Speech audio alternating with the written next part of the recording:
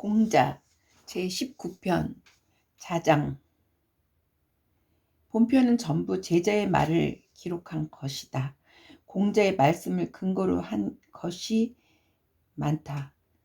특이한 점은 다른 편에선 일체 볼 수 없었던 공자와 자공과의 비교 평이 끝부분에서 나오고 있다. 1. 자장이 말하기를. 선비가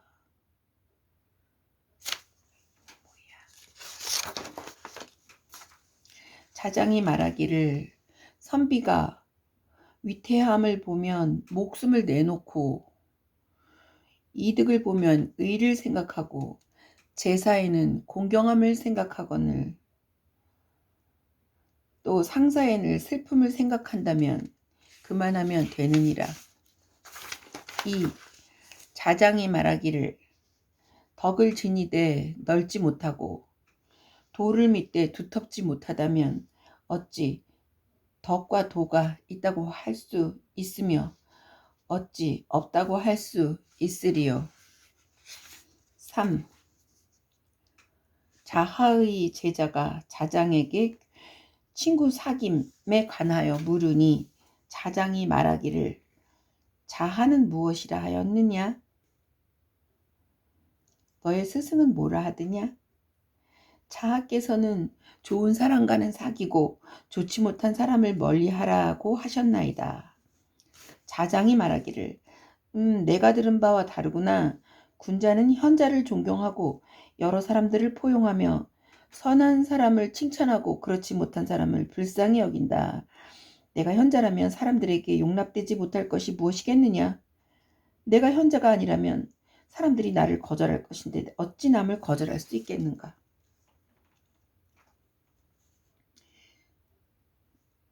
자공의 제자가 해설. 자공의 제자가 자장에게 사람과 교제하는 태도에 관해 물었다.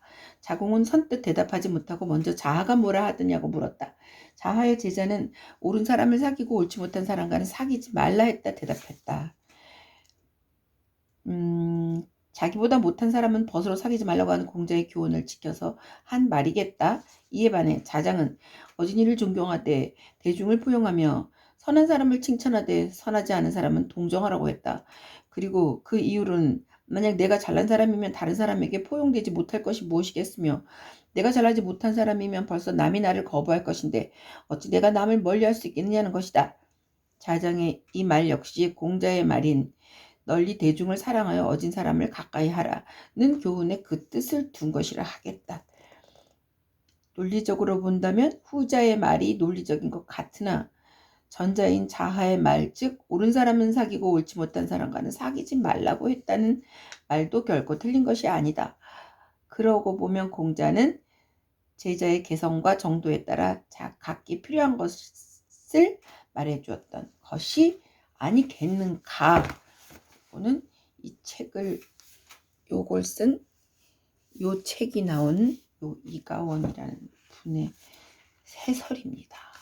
그러니까 공자의 말씀을 여기 나오는 얘기는 내 생각대로 해석하면 되겠습니다. 4.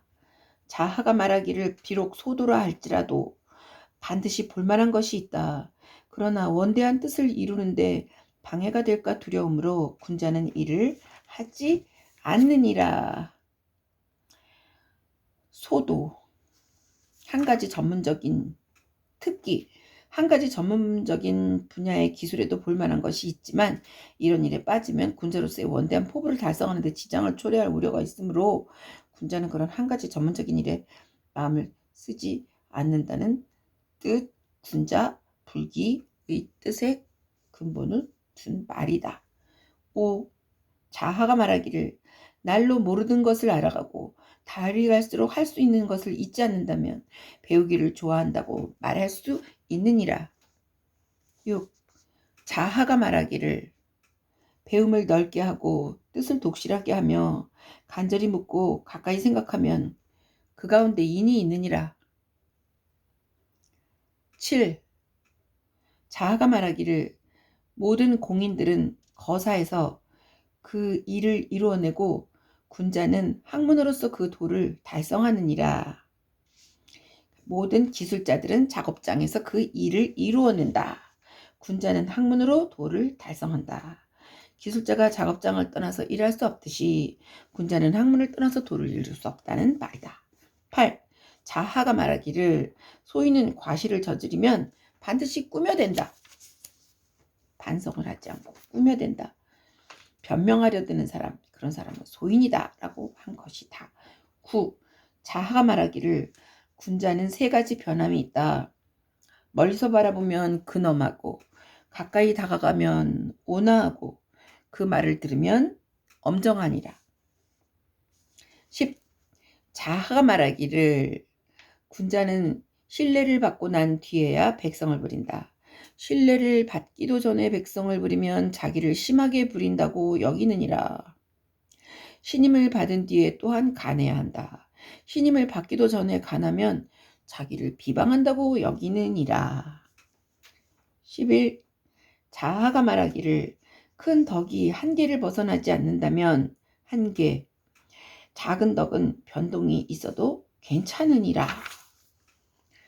인간의 근본이 되는 윤리인 대덕이 벗어나지 않는다면 작은 덕은 평소에 인사치레나 몸가짐이나 사소한 예절 같은 것은 버릴 수도 있다는 말.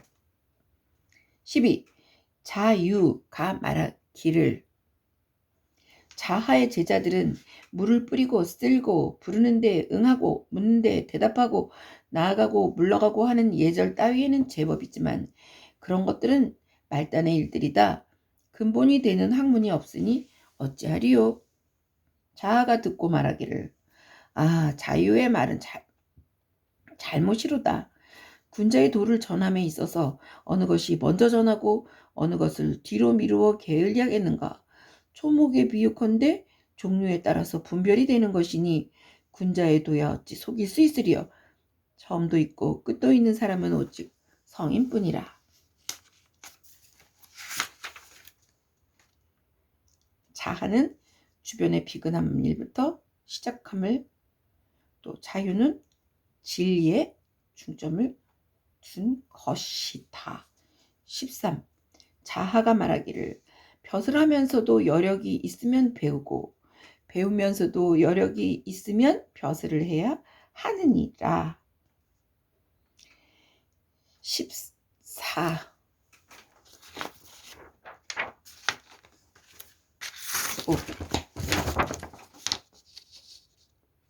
14. 자유가 말하기를 상사에는 슬픔을 다하는 데서 그칠 것이니라.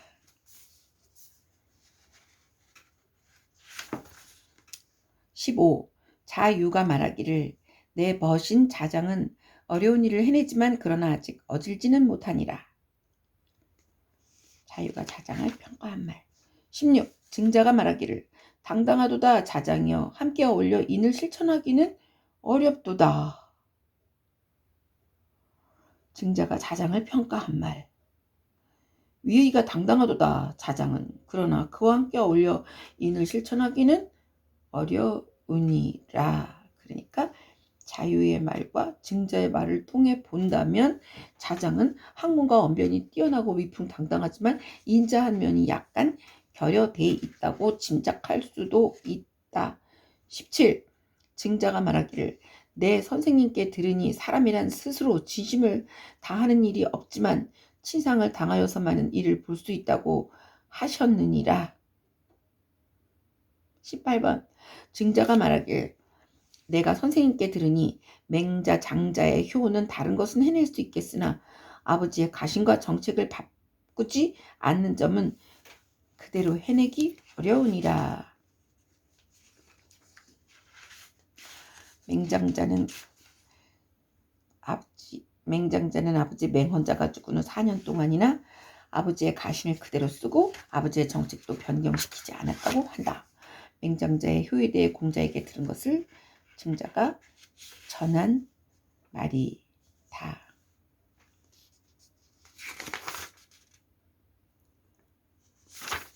19.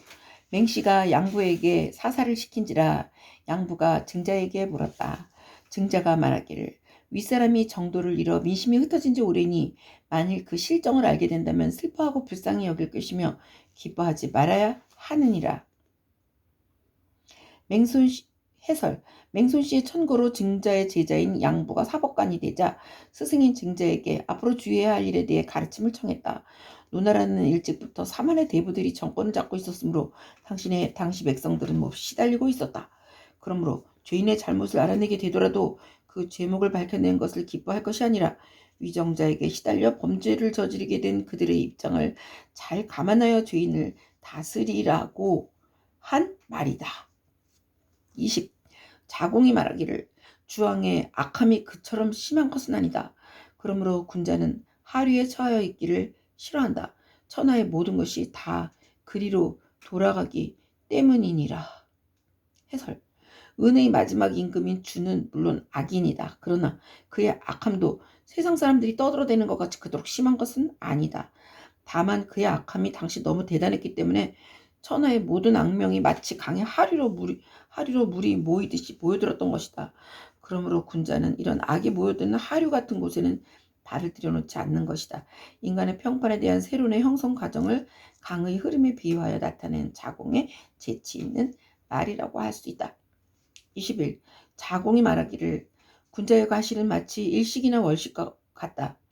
과실을 저지르면 사람들이 모두 보고 또 고치면 모두 우러러 보느니라. 22. 위나라의 공손조가 자공에게 묻기를 중리께서는 어디서 배우셨습니까? 공자, 그 스승인 공자는 어디서 배웠습니까? 하고 위나라의 공손조가 자공에게 물었다. 자공이 말하기를 문왕과 무왕의 도가 아직 땅에 떨어지지 않고 사람들 사이에 남아있는지라.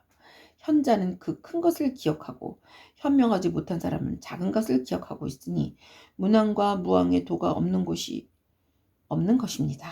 저희 선생님께서야 어디선들 배우지 않은 데가 있었겠습니까? 그리고 어찌 또한 일정한 선생이 있었겠습니까? 공자 자신도 나는 배우지 않고 저절로 안 것이 아니다. 배운 것을 잊지 않으려고 노력했을 뿐이다. 라고 자신을 해명한 적도 있습니다. 23. 숙손무숙이 조정에서 한 대부에게 말하기를 숙손무숙은 노나라의 대부고 이름은 주구입니다. 자복경백은 노나라의 대부이고 성은 자복입니다. 숙손무숙이 조정에서 한 대부에게 말하기를 자공이 아마도 그 스승 중리보다 더 현명한 듯하다. 자복경백이 이 말을 자공에게 전하자 자공이 말하기를 궁궐의 담에 비유한다면 저의 담은 겨우 어깨에 차서 방과 집의 좋은 것을 다 엿볼 수 있습니다. 그런데 선생의 담은 공자 몇 길이나 되어서 그 문을 찾아 들어가지 않는다면 종묘의 아름다움과 백간의 부함을 보지 못합니다. 그러나 그 문을 찾아 들어간 자가 아주 적은지라 그분께서 그렇게 말씀하시는 것도 당연한 일이 아니겠습니까?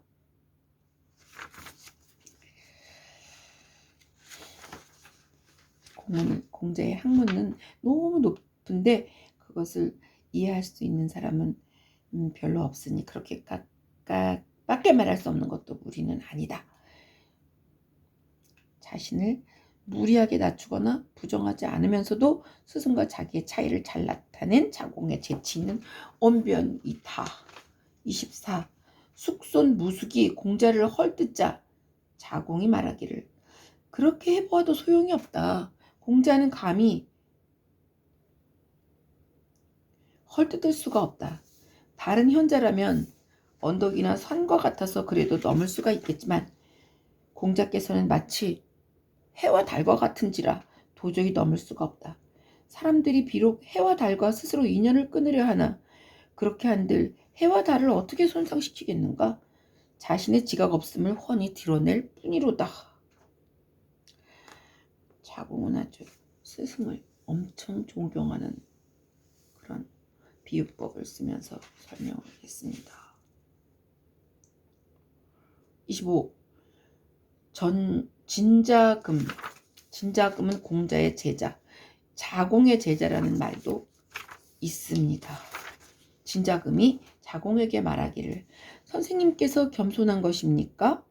선생님께서 겸손한 것입니다.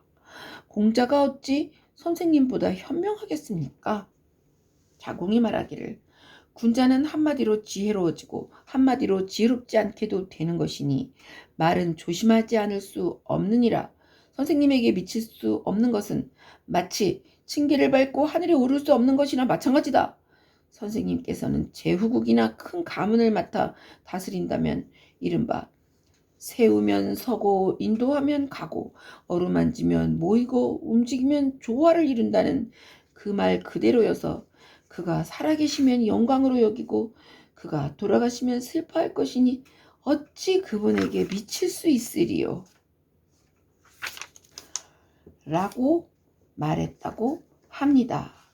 아마 안현이 죽은 이후에는 자공이 공자를 뒤를 이은 것이라고 생각을 합니다. 그리고 자공이 스승인 공자보다 훌륭하다는 소문이 나돌고 있었음도 짐작할 수 있고 그런 말이 들릴 때마다 적당한 비유를 들어 자신을 낮추고 스승을 높였던 자공이라고 보여집니다.